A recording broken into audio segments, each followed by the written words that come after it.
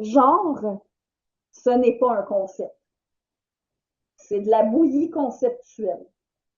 On n'est pas à avoir une définition vraiment claire, cohérente de ce qu'on entend par genre.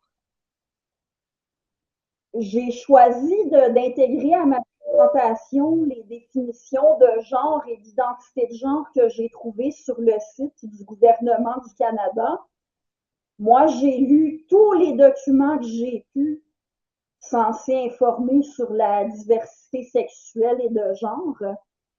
Je constate que les définitions de gouvernement fédéral rejoignent les définitions qu'on retrouve dans pas mal n'importe quel document où on retrouve un lexique censé expliquer ce qu'est le genre, l'identité de genre et compagnie. Alors, qu'est-ce qu'on nous dit sur le site du gouvernement fédéral? Le terme genre renvoie au rôle, au comportement, aux expressions et aux identités que la société construit pour les hommes, les femmes, les filles, les garçons et personnes de divers sexes et de genre. Alors, vous remarquerez qu'il parle de hommes, femmes, filles, garçons. En dehors de ça, il y aurait divers sexes et genres, mais on n'en nomme aucun autre.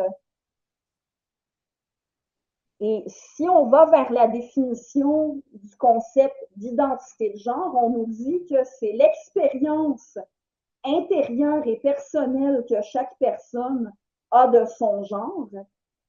Il s'agit du sentiment d'être une femme, un homme, les deux, ni l'un ni l'autre, ou d'être à un autre point dans le continuum des genres.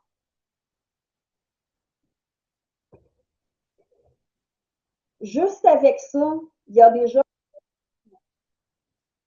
on ne sait pas si le genre, c'est un ensemble de normes relatives aux hommes et aux femmes, c'est-à-dire des normes qu'on imposerait de manière plus ou moins contraignante aux individus selon qu'ils sont des hommes ou des femmes, ou si le genre, c'est le fait en soi d'être un homme ou une femme.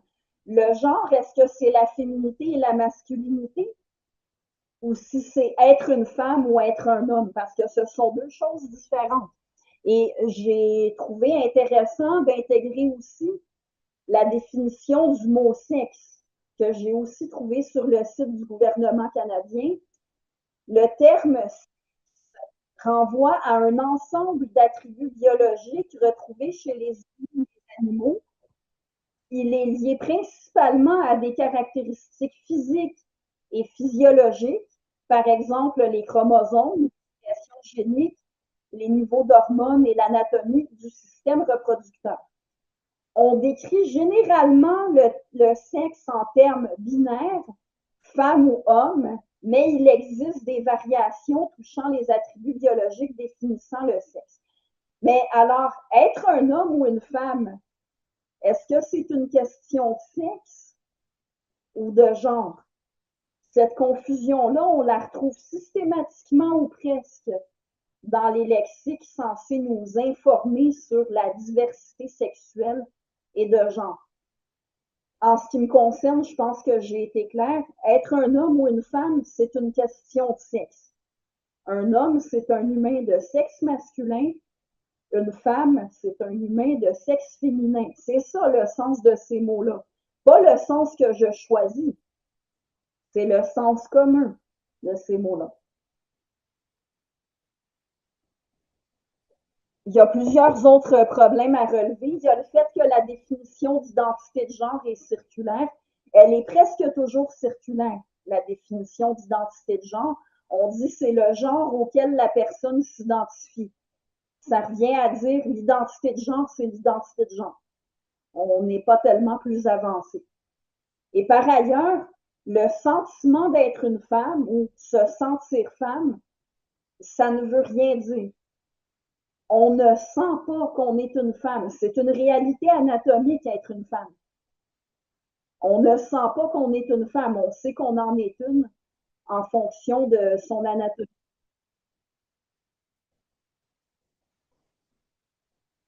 Pour rendre le faux concept de genre encore plus mélangeant, On entretient la confusion avec le genre grammatical. On a toujours parlé de genre masculin et féminin en français, mais en grammaire. Voyez, pendant que je vous parle, j'ai un verre d'eau ici, un verre vert. Puis une tisane au canneberge ici dans une tasse blanche.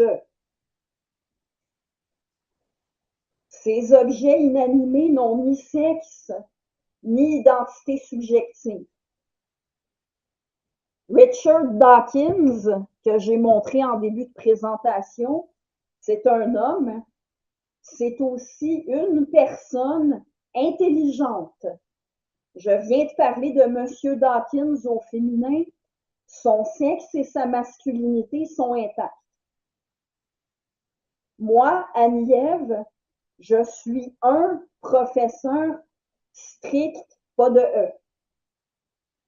Moi aussi, mon sexe demeure intact, ainsi que ma féminité.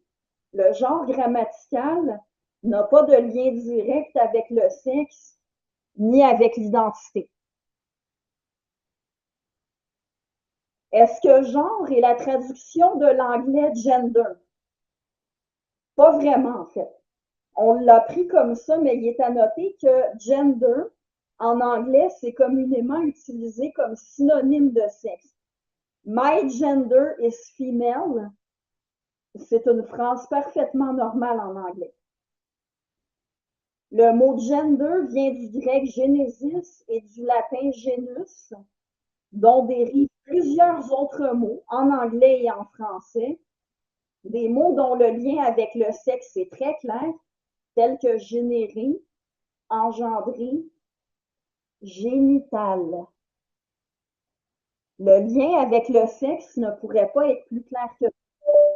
Alors, le mot gender est communément utilisé comme synonyme de sexe, mais depuis que l'idéologie queer se permet de redéfinir les mots, ça touche les cultures anglophones autant que les cultures francophones, eh bien, gender est devenu un faux concept de façon analogue à genre en français.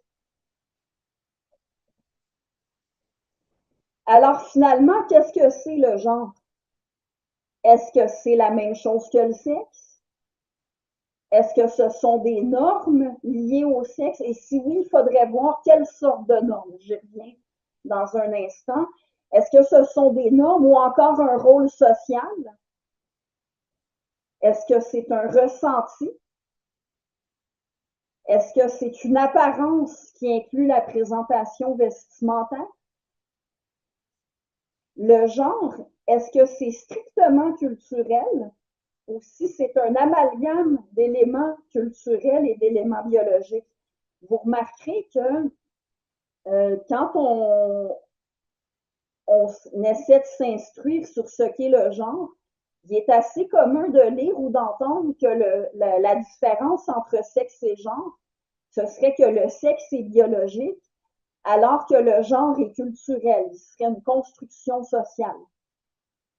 Mais on présente certains traits, comme par exemple, on va parler de la barbe comme de quelque chose qui relève du genre masculin ou du genre homme, ou du fait d'avoir des seins développés comme de quelque chose qui participe du genre féminin. Mais la pilosité est plus forte chez les hommes que chez les femmes. Le fait que les seins se développent pour les femmes et ne se développent pas pour les hommes, il n'y a absolument rien de culturel là-dedans. Ce sont des différences biologiques. Alors, on ne sait pas trop si le genre est strictement culturel ou s'il est un amalgame de traits biologiques et de traits culturels.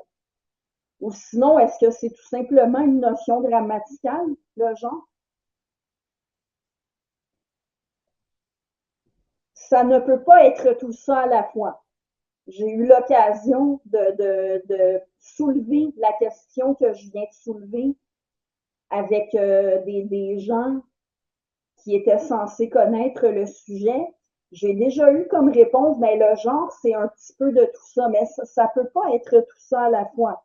Premièrement, par le principe de non-contradiction, soit le genre inclut des éléments déterminés biologiquement, soit il n'en inclut pas.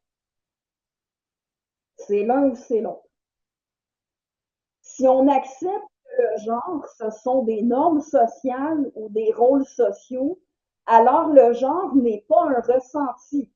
Des normes sociales ne sont pas un ressenti. Des rôles sociaux non plus. Et on ne ressent pas des normes sociales. Les normes ou les rôles sociaux, on en prend connaissance, on peut s'y conformer ou les rejeter, mais on ne les ressent pas. On peut avoir un ressenti relatif à des normes sociales, mais le ressenti est distinct de sa cause ou de son objet. Donc, je réitère, le genre, ça ne peut pas être toutes ces choses-là à la fois. Ça ne donne pas une définition cohérente si on prétend tout amalgamer. Et si le genre, ce sont des normes, si ce sont des normes de féminité et de masculinité, de quelle sorte de normes on parle? Est-ce qu'on veut dire les codes vestimentaires? Il y a des vêtements pour hommes, des vêtements pour femmes, ou d'autres sortes de codes? Est-ce qu'on veut dire des conventions sociales ou des normes morales? Ce n'est pas la même chose. Enfreindre une convention sociale, ça n'a pas du tout la même portée qu'enfreindre une norme morale. Est-ce qu'on parle simplement de normes statistiques? Des normes statistiques, c'est simplement factuel. On constate ce qui est le plus répandu.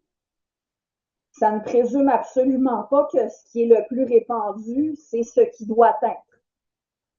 Est-ce que le genre, ce sont des stéréotypes de masculinité et de féminité? Et admettons que ce soit des stéréotypes, en fait, qu'est-ce qu'on veut dire par là? Parce que les discours qui promeuvent la notion de genre vont tantôt parler du genre comme des stéréotypes qu'il faudrait combattre parce que ce seraient des préjugés sexistes, mais à d'autres moments, ils vont parler de stéréotypes, des stéréotypes de genre, comme quelque chose qu'on va s'approprier, à quoi on va se conformer pour affirmer son identité de genre. Alors, le genre, finalement, des préjugés à combattre ou si c'est des éléments qu'on revendique comme faisant partie de son identité? Parce que si ce sont des préjugés, c'est négatif, alors que si ce sont des éléments auxquels on s'identifie, ben c'est positif. Alors, ça ne peut pas être les deux à la fois. Le gros défaut de la notion de genre, c'est qu'elle amalgame vraiment tout ça.